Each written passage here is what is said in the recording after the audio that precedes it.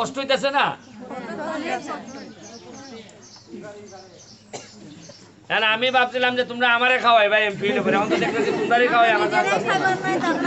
হ্যাঁ, আমার মানুষে কইছে কয় এমপি হইলে পরে আর কোন চিন্তা নাই, খালি খাওয়াইবাই আর খাইবাই, কচি মুরগি খাইবাই। আর আমি কচি মুরগি তো খাইতাম, তোদের কথা বুড়া মুরগি পাইতাম না। আসল কথা হলো আমরা তো খুব দুর্দশায় অবস্থায় আছি স্যার। বিগত 2018 সাল থেকে 22 সাল থেকে এই অবস্থা চলেছে। আপনি যে একটা করোনার সময় আমাদেরকে দান অনুদান দিয়ে গেছিলেন, চাল টাল অনেক কিছু সাহায্য করেন, সবার এটাই একটা অনুভূতি, সবাই খুশি আছেন। গাছও দিয়ে গেছিলেন, এগুলো নিয়ে আপনাকে তো যা করার করেই দিয়েছেন, আপনাকে তো করে পাঠাই দিয়েছেন। এখন আমাদের বাগানটা এমন একটা অবহেলিতভাবে পড়ে আছি, যার কারণে আমরা আসলে এরকম সুযোগও পাই নাই। আপনার মতো একজন এমপি সাহেবের সাথে আমরা যেরকম ফ্রেন্ড হিসেবে যে আমরা আজকে কথা বলতে পারছি, সেটা সবচেয়ে বড় ভাগ্যের ব্যাপার। আর এই কথাটাই হলো আমরা আজকে গর্বিত যে আমাদের চুনারুঘাটের যে আমাদের সাইদুল সুমন ভাই যে আজকে আমাদের কাছে এই যে দুঃখের সময় আসে পাশে দাঁড়াচ্ছেন। লম্বা কথা না, আসল কথা কিটা চা হইতা কোথায় তো স্যার আমি বলেছি শুরু করে দিছে যে কত মহান মানুষ এই না সেই না। আরে আসল কথা এখন পেটে ভাত নাই। ধন্যবাদ স্যার। আসল কথা নাই, খালি চাইতে মারে। আসল কথা স্যার হইলো যে আমাদের ওই যে মন্দিরে বরাদ্দটা দিয়ে গেছেন, আর আমার বাগানের ড্রেনের রাস্তার খুব অবস্থা খারাপ। এই যে শোনো, আমি তো সবই করতে চাই, কিন্তু যখন আইসা দেখি যে আমার লোক খাবার পায় না, তখন তো আমার অন্যদিকে আর নজর থাকে না, খাওয়াটাই তো বড় হয়ে যায়। আরে আমার কথা হইলো যে যখন আমার সংসার চলে না, আমার ছেলে বিয়া করে কোন সময় এই যে রাস্তাঘাট ঠিক করতাম, আগে তো খাওয়া দেওয়া লাগবো। খাওয়া না দিলে তো আমার প্লেট থেকে আমার ভাত লই লইব। আর আরেকটা কথা স্যার, এখন বর্তমানে উপজেলা নির্বাচন, এটা না নির্বাচন নিয়ে কোনো বাত না।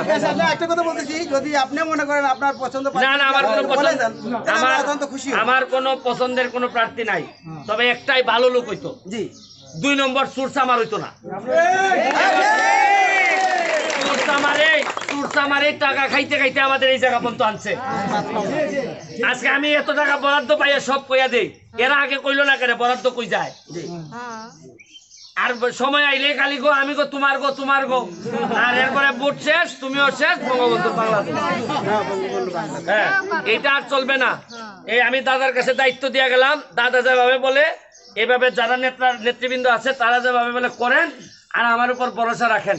আমি যদি খাই আপনারা খাবেন, আপনারা না খাইয়া থাকতে গেলে আমি এটা সহ্য করবো না।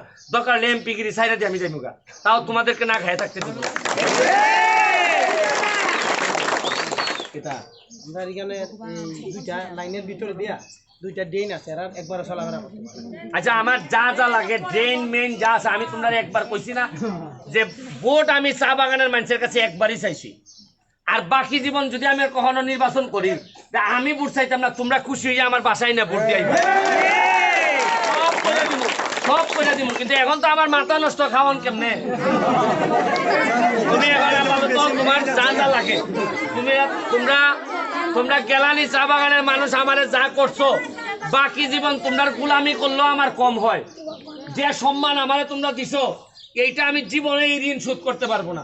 খালি চেষ্টা করে যাইতেছি, ড্রেন রাস্তাঘাট যা লাগে, টাকা পয়সা বরাদ্দ যা আছে সব তোমাদের জন্য নিয়ে আইতেছি। কিন্তু খাবারের জন্য যা লাগে এটা আমার ব্যক্তিগত টাকা থেকে দিতে হইব। আমি যা ইনকাম করছি তাও আপাতত চাউল কেনার জন্য এরা যা লাগে দিয়া যাও, দিয়া বাকিটা লম্বা বক্তব্য দিয়ে পড়ে।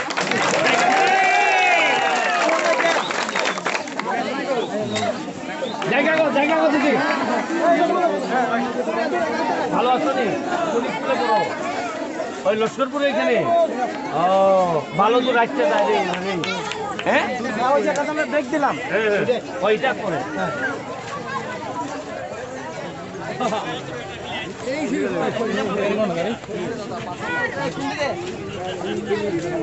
গাড়ি ঘুরান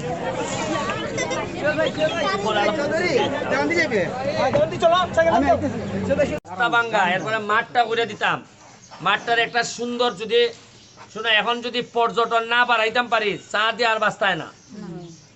বাইরে থেকে মানুষ আইসা যদি এখানে খরচ না করে টাকা পাইবে কই? ইন্ডাস্ট্রি গুলা যদি হইতাছে, এইগুলোর মধ্যে তোমাদের ছেলে মেয়েরা চাকরি না করলে তোমাদের বাঁচা মুশকিল। কারণ আমি এমন সময়ে তোমরা পাইছি, তোমরা নেতা হিসাবে, যখন মনে করো যে এই পার্টি একবারে দুর্বল হয়ে গেছে, আর আমি বেশি কথা যদি এখন দেওয়ানদের মালিক রে কই তেলে কইব যে বেটা এমপি হয়েছে না 2 মাস হয়েছে আপনার উপরে চালাইতেছে এরকম আমি যদি কই কেরে তুমি টাকা দিতে না তা আমার কথা হলো যে তুমি যদি চালাইতে না পারো তো এই দোকান চাল রাখছো কেরে তুমি অন্যরে দাও হ্যাঁ ঠিক আছে তুমি রাখবাও আবার টাকাও দিতে না এই কথা এইগুলা কই দিকেই তো আমার শত্রু বেশি তুমি যদি না পারো